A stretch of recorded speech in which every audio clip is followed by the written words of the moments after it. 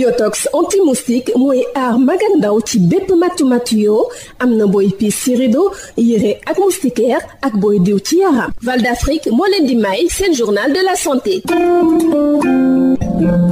dal leen ak jàmm tey yemook ñaar fukki fan ak ñeent ci weeru mars mooy journée mondiale de lutte contre la tuberculose fii ci Sénégal nag programme bi xeex feebar bi xamle na ne ñetti waxtu yu ne ab nit buy dund ak feebaru tuberculose day ñàkk bakkanam mu yokk ci di xamle ne ci atum 2022 wàññi nañu lu ëpp fukki junni ak ñeenti kaawu tuberculose ca ñañ ci doon faj nag ñeenti téeméer ak ñaar fukk ñàkk nañ ci seen bakkan ci atum 2021 programme tuberculose am yaakaar ne fekk atum 2030 dina mën a xeex ak feebar bi ba daan ko ginnaaw ab programme de riposte boo xam ne dañu ko bokk ak yeneeni programme ngir xeex tuberculose VIH infection sexuellement transmissible ak hépatite virale docteur Yacine Mar Diop mooy coordonnatrice bu programme national de lutte contre la tuberculose. ci xeex bi pour gën ko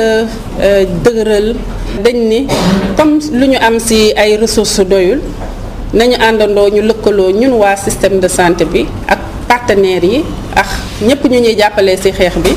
ndax suñu xaalis doyul tey boo demee programme VIH lu mu yore doyul nga ñëw tuberculose lu mu yore doyul programme hépatite lu mu yore doyul ñu ne nañ àndandoo ñu def benn plan ñu tuddee ko plan stratégique de riposte multisectorielle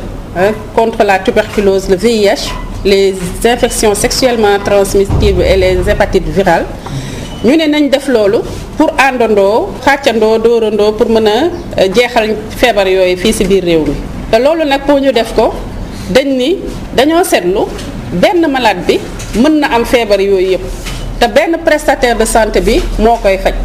benn structure de santé bi moom lay utiliser benn laboratoire bi moom lay utiliser donc lu tax mënuñu àndandoo ñu def benn paquet de service ñu ni sénégalais bii soxla bu ñëwee war na ñëw ci système de santé bi mu fekk même prestataire de santé bi kiy faj mu war ko mën a faj ci tuberculose faj ko ci VIH faj ko ci yeneen feebar yu ñu fi wax yépp hépatite virale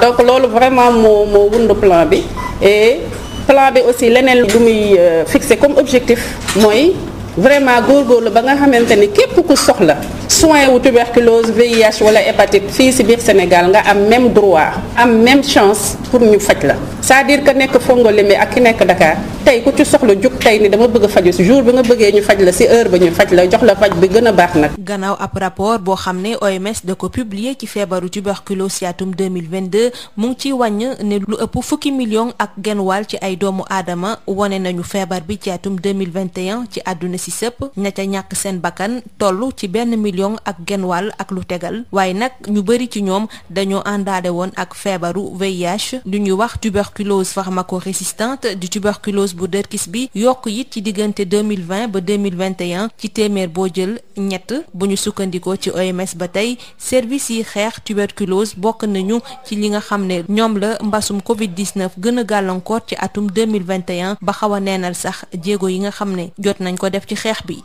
mbokk déglukat yi fii la ñu yem ak yéen ñu yendoog jàmm. Yotox anti-moustique mooy aar mag ak ndaw ci bépp matu yoo am na booy piis ci rido yére ak moustiquaire ak booy diw ci yaram. Val d'Afrique moo leen doon may seen journal de la santé. Yotox anti-moustique pour le corps, les vêtements, les rideaux et draps vous protège contre les moustiques chez l'adulte et l'enfant. Val d'Afrique vous offre votre journal de la santé.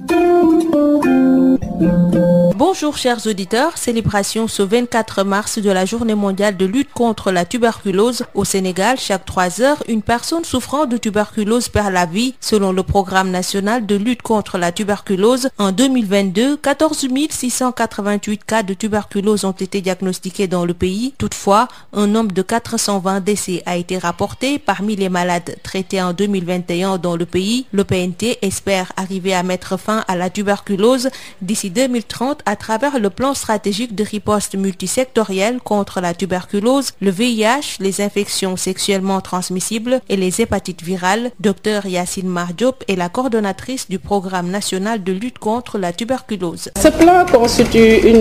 parmi les innovations que le ministère de la Santé, en collaboration avec ses partenaires comme le Conseil national de lutte contre le sida, est en train de réaliser. Parce que c'est un plan qui vise vraiment à offrir un paquet intégré de services de soins, que ce soit des soins de dépistage ou de prise en charge ou de prévention contre les maladies telles que la tuberculose, le VIH, les hépatites virales, mais aussi les infections sexuellement transmissibles. L'essence de ce plan, c'est surtout mutualiser nos ressources. Parce que le constat à travers tous ces programmes, c'est que les ressources financières ne sont pas suffisantes. Donc, comment faire pour mieux mutualiser ce dont nous disposons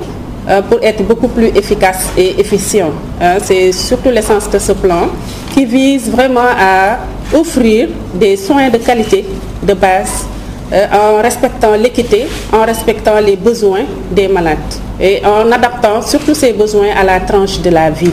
Que le nouveau-né ait le paquet de services qui s'y est pour prendre en charge toutes les maladies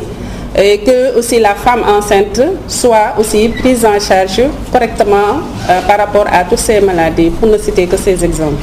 Donc c'est un plan vraiment qui nous fait nourrir beaucoup d'espoir pour mettre fin à vraiment ces différentes épidémies telles que c'est adopté par le pays. Selon le rapport sur la tuberculose dans le monde publié en 2022 par l'Organisation mondiale de la santé, on estime que 10,6 millions de personnes ont développé la maladie en 2021 et que 1,6 million de personnes sont décédées de la tuberculose, dont 187 000 parmi les personnes séropositives pour le VIH. La charge de la tuberculose pharmacorésistante a également augmenté de 3% entre 2020 et 2021. Selon toujours l'OMS, les services de lutte contre la tuberculose figure parmi de nombreux autres services ayant subi des perturbations du fait de la pandémie de Covid-19 en 2021. Toutefois, l'impact sur les efforts de lutte contre la maladie a été particulièrement grave. C'est tout pour aujourd'hui. Merci de nous avoir suivis. Biotox anti-moustique pour le corps, les vêtements, les rideaux et draps vous protège contre les moustiques chez l'adulte et l'enfant. Val d'Afrique vous a offert votre journal de la santé.